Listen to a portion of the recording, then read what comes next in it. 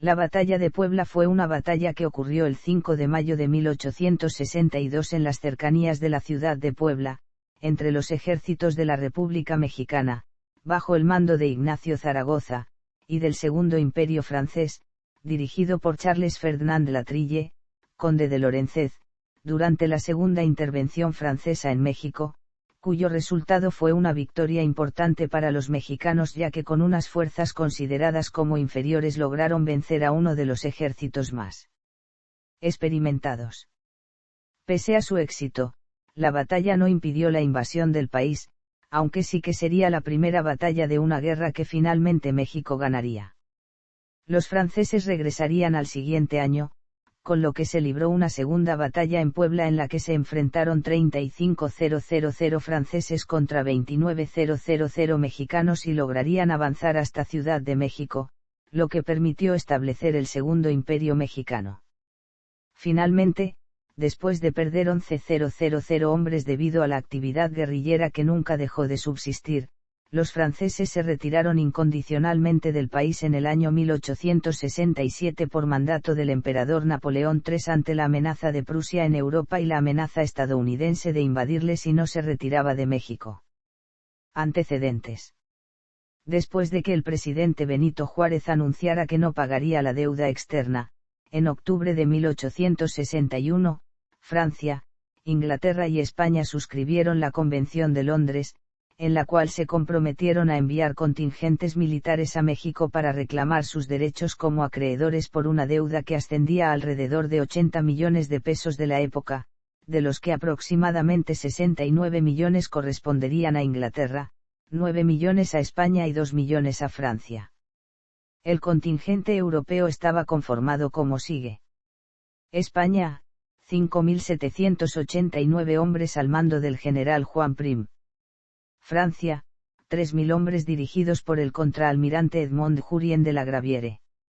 Reino Unido, 700 marines bajo el comando del comodoro Dunlap. Total estimado, 9.489 en ejército total conformado por los tres imperios. Poco después de reunirse, los representantes de los tres países enviaron un ultimátum al gobierno mexicano en el que pedían el pago de sus deudas, de lo contrario, invadiría el país. Juárez, quien gobernaba a un país que apenas empezaba a levantarse de la postración económica, respondió con un exhorto a lograr un arreglo amistoso, y los invitó a una conferencia. Acompañó ese mensaje con la derogación del decreto que suspendió los pagos. Al mismo tiempo, en vista de la posibilidad real de una invasión militar que buscara llegar hasta la Ciudad de México, ordenó el traslado de pertrechos y la fortificación de Puebla, así como crear una unidad, a la que se designó como Ejército de Oriente, que fue puesta bajo el mando del general José López Uraga. En vista del desempeño deficiente de este mando, fue destituido y en su lugar se designó a Zaragoza, quien dejó el Ministerio de Guerra y se dirigió a Puebla para organizar la oposición al avance francés con cerca de 10.000 hombres, cantidad mínima si se toma en cuenta el vasto territorio que debía cubrirse. Los representantes aceptaron el llamado y en febrero de 1862 se reunieron con los ministros juaristas del Exterior, Manuel Doblado, y de Guerra, Ignacio Zaragoza, en la Hacienda de la Soledad, cerca de Veracruz. Gracias a la habilidad como negociador de Doblado se firmaron los tratados preliminares de la Soledad, en los que se obtuvo el reconocimiento como interlocutor para el gobierno de Juárez y se garantizó el respeto a la integridad e independencia del país. Además, se convino que las negociaciones sobre la deuda se realizaran en Orizaba, donde se establecerían las fuerzas aliadas, además de Córdoba y Tehuacán, para evitar el rigor del clima tropical del puerto. Si no se llegaba a un acuerdo, se retirarían a la costa para así comenzar las hostilidades. El 5 de marzo, cuando aún se realizaban las negociaciones en Orizaba, llegó a Veracruz un contingente militar francés bajo el mando de Charles Ferdinand Latrille, conde de Lorenzez, quien relevó en el mando a Jurien de la Graviere y se dirigió a Tehuacán. También llegó el general conservador Juan Nepomuceno Almonte, quien de inmediato se proclamó jefe supremo de la nación y empezó a reunir a las tropas conservadoras, remanentes de la Guerra de Reforma, para apoyar a los franceses. En abril de 1862 la alianza tripartita se rompió debido a que España e Inglaterra se dieron cuenta de que Francia tenía un interés soterrado, de tipo geopolítico, bajo el reclamo económico, derrocar al gobierno republicano de México para establecer una monarquía favorable a su política colonial, con miras a contrarrestar el creciente poderío de Estados Unidos. De las instrucciones de Napoleón III dadas al jefe militar de la expedición, se sabe que el objetivo imperialista francés consistía en ampliar sus dominios estableciendo un protectorado, cuya administración serviría para ampliar los mercados, sostener las colonias en las Antillas y del sur de América y, de ese modo, garantizar el abasto de las materias primas en Francia.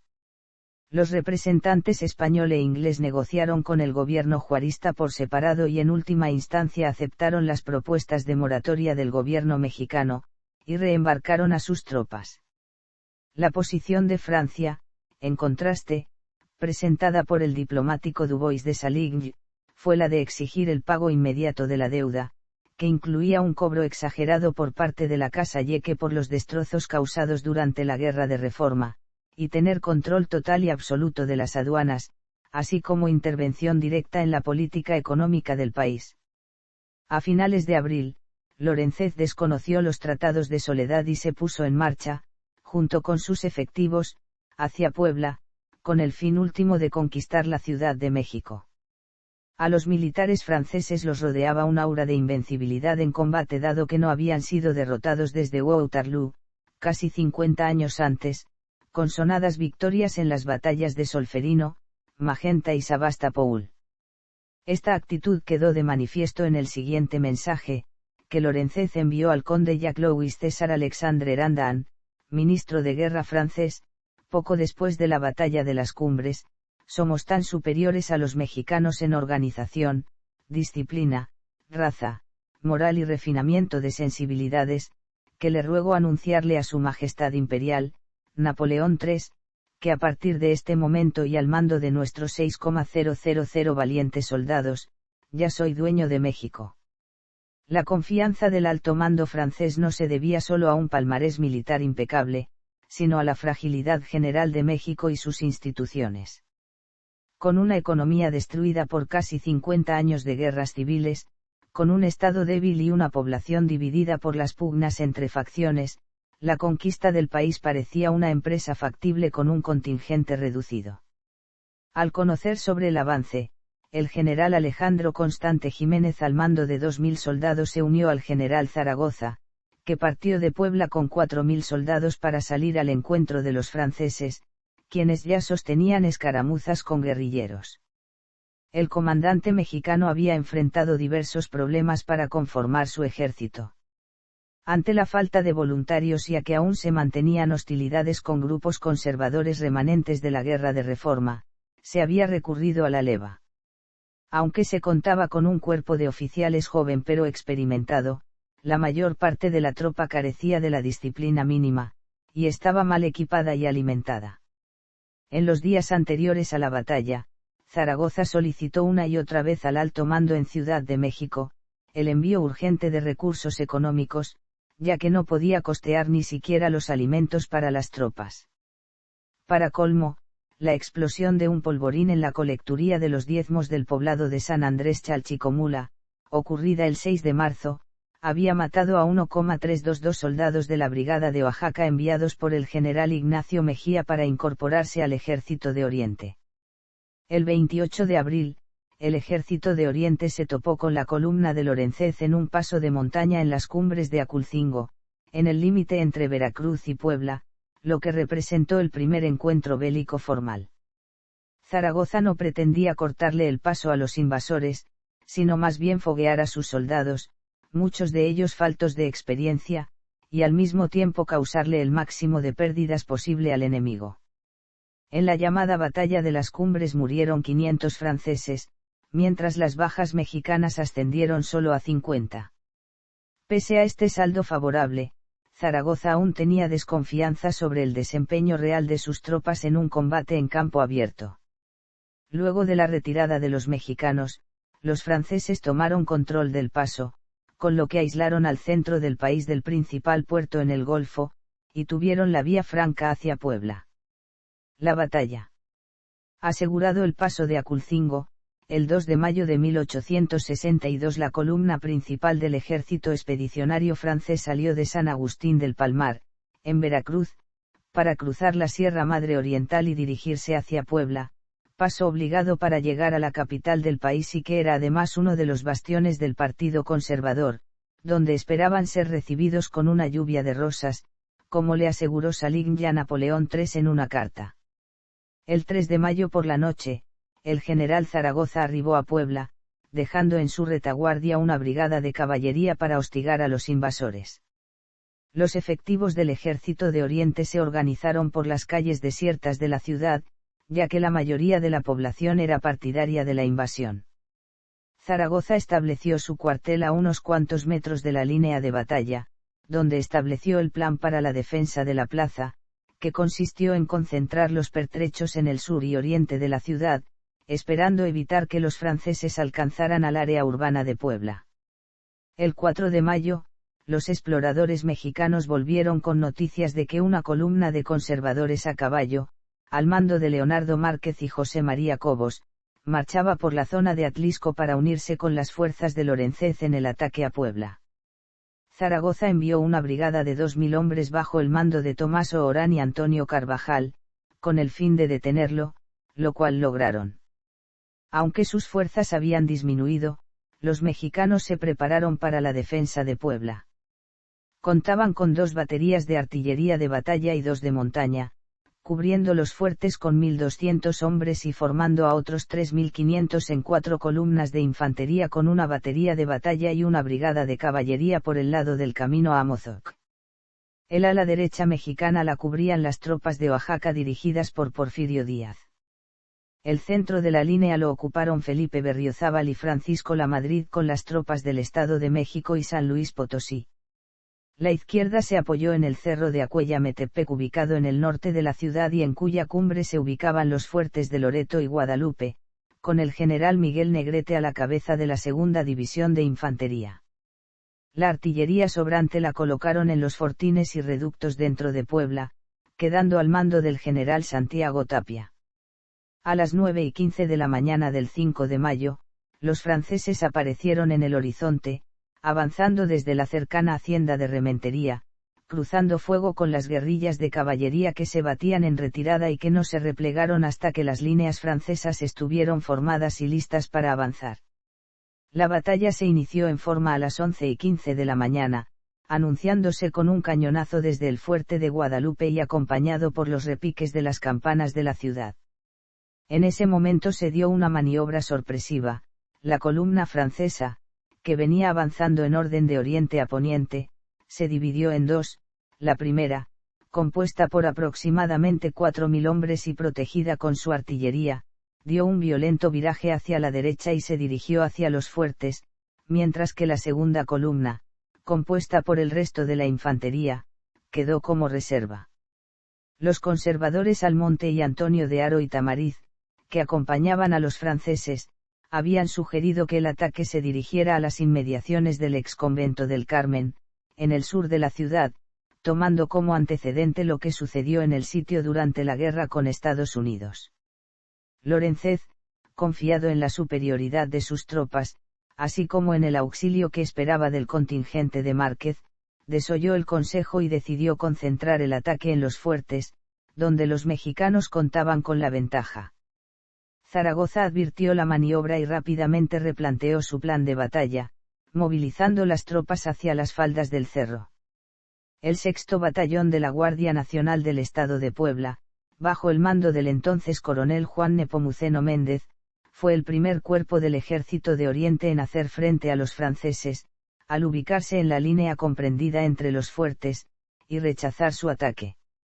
Zaragoza hizo avanzar a las fuerzas de Berriozábal a paso veloz entre las rocas, situándolas entre la hondonada que separa a Loreto y Guadalupe. Mientras, el general Antonio Álvarez con su brigada protegió el flanco izquierdo de los reductos. La línea de batalla mexicana formó un ángulo que se extendió desde Guadalupe hasta un sitio conocido como Plaza de Román, frente a las posiciones enemigas. Zaragoza dispuso que el general Lamadrid defendiera con las tropas poutasinas y 2 piezas de artillería el camino que conectaba a la ciudad con la garita de Amozoc. La derecha de la línea de batalla mexicana la cerró Porfirio Díaz con la división de Oaxaca, auxiliado por los escuadrones de lanceros de Toluca y Oaxaca. Los franceses continuaron su avance, colocando sus baterías frente a Guadalupe, al tiempo que devolvían el fuego mexicano proveniente de esa posición. En ese momento los zuavos, el regimiento de élite de la infantería francesa, iniciaron su ascenso por el cerro hacia Guadalupe, perdiéndose de la vista de los fusileros mexicanos. De repente, aparecieron disparando frente a la fortificación. Sin embargo, el fuego lanzado por los mexicanos los detuvo en seco. En ese instante, los soldados de Berriozábal los recibieron con sus bayonetas, por lo que tuvieron que retirarse en buen orden hasta ponerse fuera de tiro. Se repusieron rápidamente y se lanzaron de nuevo intentando tomar el fuerte. Los franceses, apoyados por el primer y segundo regimientos de infantería de marina, se abalanzaron sobre el resto de la línea mexicana, siendo recibidos con la bayoneta. La columna francesa fue rechazada en Guadalupe y Loreto, siendo igualmente repelidos los ataques de otras columnas francesas desplegadas. En ese momento, el coronel mexicano José Rojo avisó a Antonio Álvarez que era tiempo de que la caballería mexicana entrara en acción para alcanzar una victoria completa. Ordenó a los carabineros de Pachuca cargar sobre los restos de la columna, disparando sus carabinas y lanzando mandobles de sable sobre los franceses, siendo totalmente rechazados.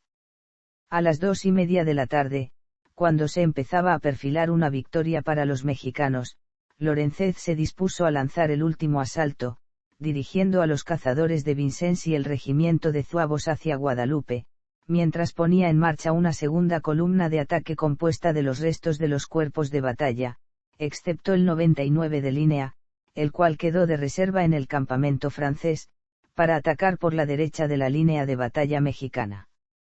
Ante esta situación, salieron a su encuentro los zapadores de San Luis Potosí, al mando del general Lamadrid, librándose un terrible combate a la bayoneta. Una casa situada en la falda del cerro fue el objetivo. Los franceses la tomaron y se guarecieron en ella, siendo desalojados por los zapadores, la recobraron y de nuevo fueron expulsados por las tropas de Lamadrid. Un cabo mexicano de apellido Palomino se mezcló entre los zuavos y se batió con ellos cuerpo a cuerpo, posesionándose de su estandarte como botín de guerra al caer muerto el portador del mismo. Este momento significó un golpe anímico a favor de los defensores. Ya entrada la tarde cayó un aguacero sobre el campo, lo cual dificultó el avance a las tropas francesas. Zaragoza dispuso que el batallón Reforma de San Luis Potosí saliera en auxilio de los fuertes. En Loreto había un cañón de 68 libras que causaba enormes estragos en las filas francesas. Los zuavos hicieron una carga de infantería desesperada para apoderarse de esa pieza. El artillero mexicano, sorprendido por la rapidez de los franceses, tenía en sus manos la bala de cañón que no alcanzó a colocar en la boca de fuego. Un zuavo apareció frente a él y tras este el resto del cuerpo que, una vez apoderados de ese fortín, levantarían la moral francesa y podría perderse la victoria conseguida. El artillero arrojó la bala al soldado francés, que herido mortalmente por el golpe en la cabeza rodó al foso del parapeto. Luego de que este asalto fue rechazado, los franceses retrocedieron siendo perseguidos por el batallón Reforma. Mientras, cuando la segunda columna llegó al fuerte de Guadalupe protegida por una línea de tiradores, Porfirio Díaz acudió en auxilio de los rifleros de San Luis Potosí, que estaban a punto de ser rodeados. Movió en columna al batallón Guerrero, a las órdenes del coronel Jiménez y le ganó el terreno a los franceses. Para apoyar envió al resto de las tropas de Oaxaca, con los coroneles Espinoza y Loaeza a la cabeza, con lo que se logró expulsar al enemigo de las cercanías. El éxito alentó a Díaz, que destacó al batallón Morelos con 2 piezas de artillería a la izquierda, mientras por la derecha los rifleros de San Luis Potosí se reponían de la pelea, antecedidos por una carga de los lanceros de Oaxaca, trabándose un combate cuerpo a cuerpo que hizo retroceder. En aquel momento, luego de ser repelidos por última vez, los efectivos franceses empezaron a huir, completamente dispersados. Se replegaron a la hacienda Los Álamos, para finalmente retirarse hacia Amozoc. Consecuencias. Mientras se libraba la batalla, en el Palacio Nacional y en Ciudad de México en general se vivía un ambiente de tensa espera. Lo último que se sabía de Puebla era el telegrama enviado por Zaragoza hacia las 12:30 del día, en el que avisaba que el fuego de artillería de ambos lados había iniciado. Luego, silencio. Ante la incertidumbre, el gobierno había hecho salir precipitadamente al general Florencio Antillón al mando de los batallones de Guanajuato, quedando como guardianes de la capital solo 2,000 hombres del regimiento de coraceros capitalinos y algunos centenares de milicianos pobremente armados. Si las tropas guanajuatenses se perdían, la capital quedaría desprotegida. A las 4:15 de la tarde finalmente se recibieron noticias. Zaragoza envió más tarde otro telegrama en el que dijo que los franceses habían iniciado la retirada hacia Amozoc, pero sin mencionar el resultado final de la batalla. Finalmente, a las 5:49 de la tarde se recibió otro parte, dirigido al ministro de Guerra, que causó júbilo en Palacio Nacional. 2 horas después de haber sido remitido el parte anterior a la Secretaría de Guerra, el presidente de la República recibía el siguiente. El saldo final de bajas de la batalla fue de 476 para el cuerpo expedicionario francés, 172 muertos o desaparecidos y 304 heridos, así como 83 muertos, cerca de 132 heridos y 12 desaparecidos para el Ejército de Oriente. A las 7 de la noche del día 6 de mayo arribaron a Puebla el general Antillón y sus tropas. Zaragoza esperaba un nuevo ataque de Lorenzez, pero el día 8 de mayo, dispuso la retirada hasta San Agustín del Palmar, siendo saludado por la artillería republicana y la banda de guerra de los carabineros, quienes tocaron escape. El 5 de septiembre de 1862, todavía acuartelado en Puebla, el general Zaragoza contrajo tifo y falleció 3 días después. Lo sustituyó en el mando del Ejército de Oriente el general Jesús González Ortega, quien se encargaría de la defensa de la ciudad ya que se esperaba el regreso de los franceses, reagrupados y con refuerzos, lo cual sucedió en marzo del siguiente año. Los historiadores concuerdan en señalar el talento de Zaragoza como organizador y motivador de sus tropas. Antes de la batalla, las arengó diciéndoles que si bien los franceses eran considerados los primeros soldados del mundo, ellos eran los primeros hijos de México, lo cual tuvo tal efecto en la moral de sus soldados que su determinación por defender la plaza ante los invasores compensó sus carencias materiales y de disciplina. Además, no temió tomar decisiones arriesgadas, como prescindir de los 2000 efectivos que Oran se llevó para batir a Leonardo Márquez, y en el curso de la batalla actuó con serenidad y efectividad. Se le considera héroe nacional y en su honor, tiempo después, Juárez renombró a la ciudad como Heroica Puebla de Zaragoza. Cabe atribuir parte de la responsabilidad en el resultado de la batalla a Lorenzez, por decidir lanzarse en primer lugar contra Loreto y Guadalupe en lugar de ir sobre la ciudad. Esta acción no carece de sentido si se toma en cuenta que el general francés se encontraba confiado en la victoria por lo que había sucedido en las cumbres, además de que bajo la lógica militar de su tiempo, primero había que atacar al enemigo en sus posiciones más fuertes. En todo caso, ensoberbecido por la superioridad per se de los franceses, no contó con la férrea resistencia mexicana y cometió yerros garrafales. Así, por ejemplo, fue famosa su orden de colocar sus cañones en batería a 2,5 kilómetros de las fortificaciones poblanas, lo cual fue calificado por el propio Napoleón III como un disparate ya que las balas llegaban a sus blancos, pero sin fuerza. El conde fue repatriado y lo sustituyó Frederick Faury en el mando de las tropas expedicionarias. Cuando en Francia se supo la derrota del ejército francés, originó dolor, histeria y llanto, más aún cuando llegaron las historias de que los indígenas Zacapoastlas habían atacado con machetes, arma desconocida en Europa, y se comían los cadáveres. El resto de Europa, con incredulidad, sorpresa y asombro, comentaban cómo el ejército francés, invicto desde la batalla de Waterloo en 1815, había sido derrotado en México, un ejército considerado el mejor del mundo, el vencedor en la conquista de Argelia y de la Indochina francesa, había sido derrotado por un país tropical, utilizando tácticas de guerra poco utilizada en Europa, como era la guerra de guerrillas. Condecoraciones. El 21 de mayo de 1862 el presidente Juárez publicó el decreto de condecoración a los vencedores de las batallas del 28 de abril en las cumbres de Aculcingo y del 5 de mayo en Puebla, y ambas se consideraron victorias ante el ejército expedicionario francés. El 30 de mayo se entregaron a los miembros del Ejército de Oriente los diplomas de concurrencia a las mismas batallas, según lo estipulado en el artículo 4 del mencionado decreto. El 29 de noviembre Juárez viajó, acompañado por sus ministros de guerra, Miguel Blanco Múzquiz, y de Relaciones Exteriores y Gobernación, Juan Antonio de la Fuente, a Puebla para una serie de ceremonias y reconocimientos a los defensores de la ciudad. Se reunió con González Ortega, y finalmente, el 4 de diciembre, en medio de una gran ceremonia en el fuerte de Guadalupe, hizo entrega formal de las medallas a los vencedores de las batallas del 28 de abril y del 5 de mayo de ese año, y partió al día siguiente a Ciudad de México.